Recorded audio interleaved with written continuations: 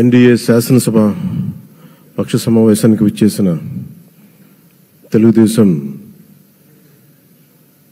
ఎమ్మెల్యేలకి, జనసేన ఎమ్మెల్యేలకి, భారతీయ జనతా పార్టీ ఎమ్మెల్యేలకి మనస్ఫూర్తిగా మీ అందరికీ నా హృదయపూర్వక నమస్కారాలు. మీ అందరికీ నా హృదయపూర్వక స్వాగతం తెలియజేసుకుంటున్నాను.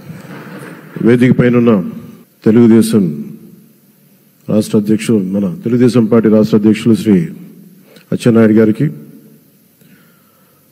భారతీయ జనతా పార్టీ అధ్యక్షురాలు శ్రీమతి దగ్గుపాటి పురంధేశ్వరి గారికి నా హృదయపూర్వక నమస్కారాలు. తాడేపల్లిగూడెం సభలో నేను చెప్పినట్టుగా ఒక దార్శనికులు, 4 దశాబ్దాల సుదీర్ఘ అనుభవం, ఎన్నో ఒడిదుడుకులను ఎదుర్కొన్న తెలుగుదేశం జాతీయ పార్టీ అధ్యక్షులు శ్రీ నారా చంద్రబాబు నాయుడు గారికి నా హృదయపూర్వక నమస్కారం. గత దశాబ్ద కాలంలో రాష్ట్ర విభజన జరిగినప్పటి నుంచి ఆంధ్ర రాష్ట్ర ప్రజలు నలిగిపోతున్నారు. గత 5 సంవత్సరాలుగా మరి రాష్ట్రంలోని విపత్కర పరిస్థితులు తెలుసు.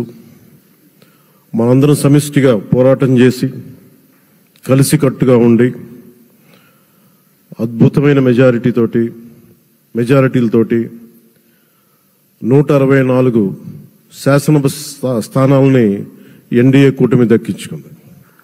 అద్భుతమైన విషయం. 21 పార్లమెంట్ సభ్యుల్ని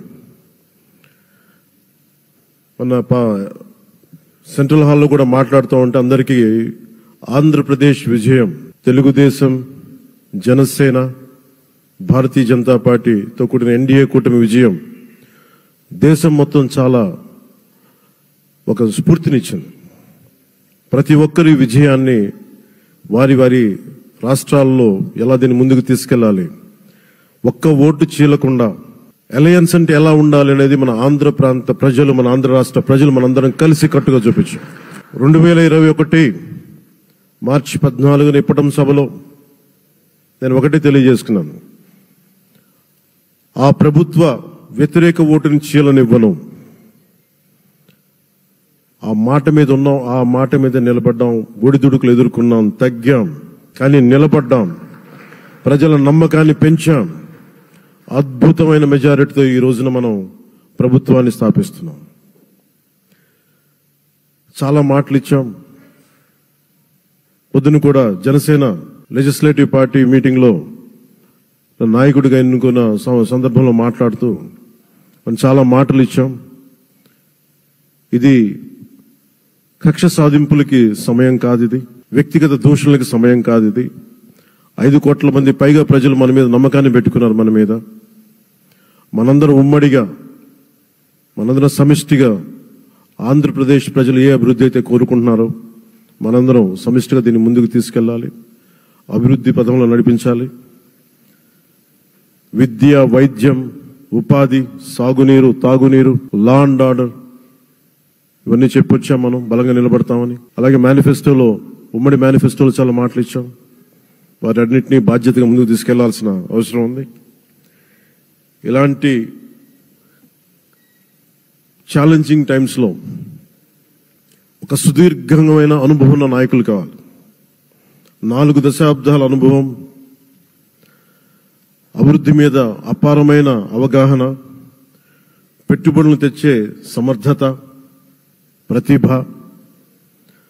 విదేశాల్లో ఉండే నాయకుల్ని, మలేషియా దగ్గర నుంచి, సింగపూర్ దగ్గర నుంచి, యూరోప్ దగ్గర, అమెరికా నుంచి, ఆ దేశాల అధ్యక్షుల్ని తెలుగు రాష్ట్రాల వైపు దృష్టి మళ్లించేంత శక్తి సమర్థత ఉన్న శ్రీ నారా చంద్రబాబు నాయుడు గారికి ఆయన నాయకత్వం చాలా అవసరం, ఆయన అనుభవం చాలా అవసరం. అలాంటి అపారమైన అనుభవం ఉన్న వ్యక్తిని, అనుభవం ఒకటే కాదు, ధైర్యశాలి. ఈ రోజుకి నాకు ఒకటే గుర్తుంటుంది. మన తాడేపల్లిగూడెం సభలో చెప్పాను, చాలా క్లేమోర్ మైన్స్ పేలిపోతే, జీప్ ఎగిరిపోయి కింద పడితే చొక్కా దులుపుకొని ఆయన మళ్లీ వచ్చి రాజకీయం చేసిన వ్యక్తి. ఈ రోజున సైబరాబాద్ ఉంది అంటే అది శ్రీ చంద్రబాబు నాయుడు గారి దార్శనికత. అలాంటి వ్యక్తి, ఆయన అనుభవం ఈ రోజున 2024 ఆంధ్రప్రదేశ్కి ఎన్డీఏ కూటమి తరపు నుంచి ముఖ్యమంత్రి అభ్యర్థిగా శ్రీ నారా చంద్రబాబు నాయుడు గారి పేరుని జనసేన పార్టీ పక్షాన నుంచి మేము బలపరుస్తున్నాం.